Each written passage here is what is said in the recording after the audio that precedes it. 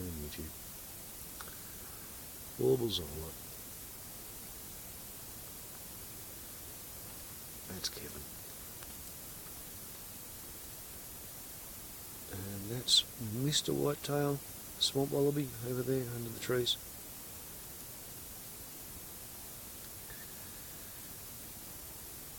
Kevin's mother, Terri, the kung fu kangaroo, because she used to kick bread slices to pieces while she was holding them up to her teeth. She was pretty funny. Mrs. Whitetail, the kung fu kangaroo. She's also the flying kangaroo.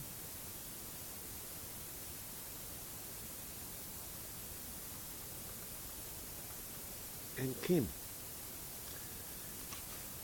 Carrie's daughter, the one that sometimes holds my hand while she's eating bread. Mrs. Whitetail's fairly famous with Rowan of Lynn. If you search flying kangaroos, you'll find them. Carrie's been in a lot of movies.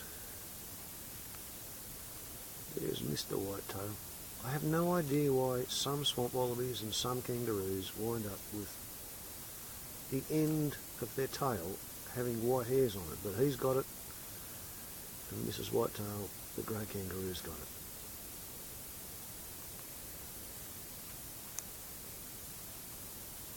All these people have actually had their afternoon feed and they're kind of waiting for the biscuits that traditionally come after the bread. Now, for those of you who worry about me feeding bread to the wildlife, because I recently had some stuff on my comment threads from Terri, who calls herself Wildlife Rescue Carer, at Wildlife Rescue Carer, telling me in caps lock that stop feeding them bread because it kills them. Well, actually, no, it doesn't. Feeding bread to kangaroos only kills them if you've got them locked up in a quarter of an acre backyard in the town and the suburbs and they live on nothing but bread.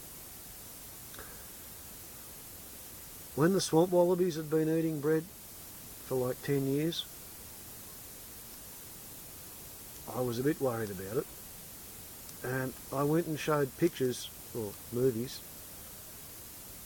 to the Department of Parks and Wildlife, and they said, yeah, well, you see, if you feed them nothing but bread, sure, they get problems from it, and they can die from it, from the bread getting packed in behind their teeth and going rotten and giving them septicemia and pulpy jaw and all sorts of stuff. But Parks and Wildlife said that because these are wild kangaroos, they spend most of their day eating a normal diet and they only regard my place as an opportunistic spot to get treat food. And I'm not feeding them white bread anyway, I'm feeding them like oats and grain or multigrain or 9 grains or something like that. And I tend to buy the cheap bread that's like several days old, so it's dried out. It's much less likely to form doughy masses.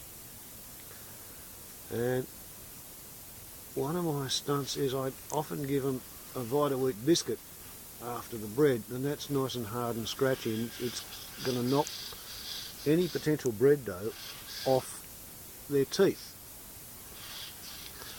And as I said to this Terri from Wildlife Rescue Carer, the chuffs are going off in the background, don't know what they're on about. I said, there was a grey kangaroo, sorry, there was a swamp wallaby. Fran too, daughter of Fran. I think she would have been this one's auntie, grandmother. Anyway, Fran too came to my place for breakfast every day for 11 years.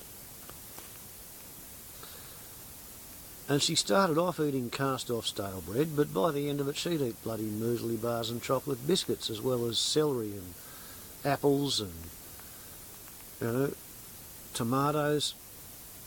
Fran too would eat anything. And what killed her was a broken leg. She got hit by a car and she dragged herself up to my place and sat out behind my hut in the sun in the morning to show me her broken leg, and when I tried to move towards her she stood up and painfully hopped away, and I found her dead the next day, only because her daughter came up and led me to the corpse. So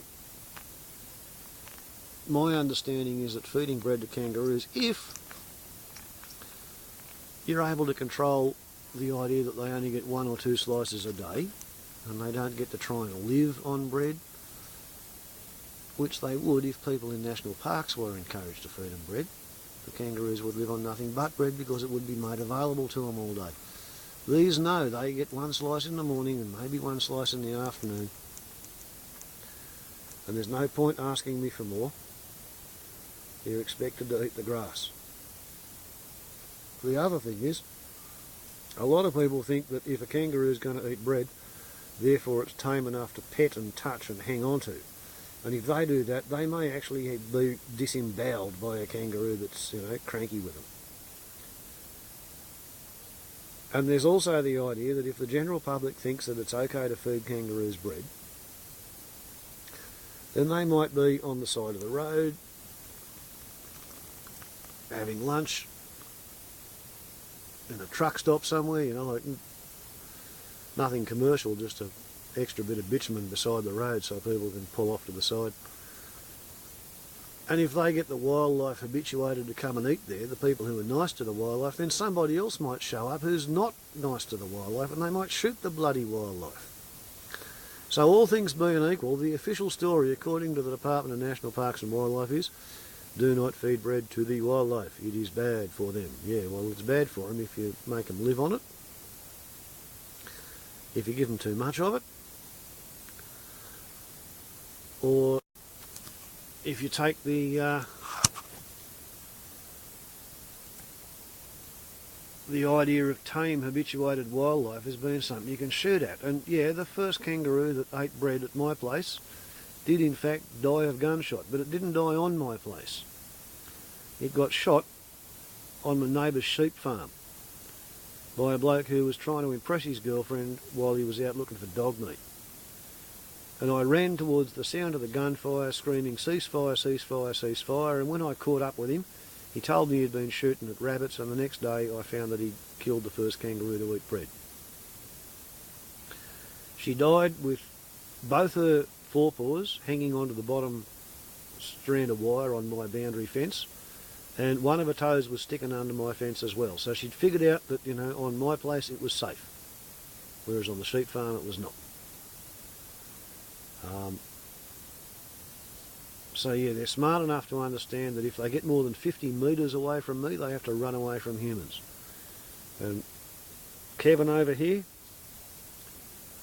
he was eating bread pretty much as soon as he got out of her pouch, and he's about 2 years old now. Mrs. Whitetail, she's about 3 or 4. She's been eating bread for nearly 2 years. Terri over there, she's almost a year old. She's been eating bread since she got out of the pouch. So,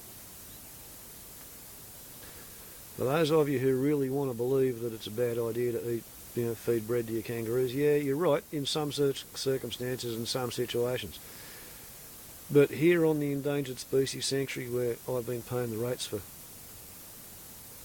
22 years, no, life's a bit different here. These are wild animals. They keep me as a pet tame human, because talking to them keeps me sane. And I feed them stale bread, 1 or 2 slices a day. Not enough to hurt them, but they enjoy the grain and the salt. Warbles on a lot to YouTube. Ciao.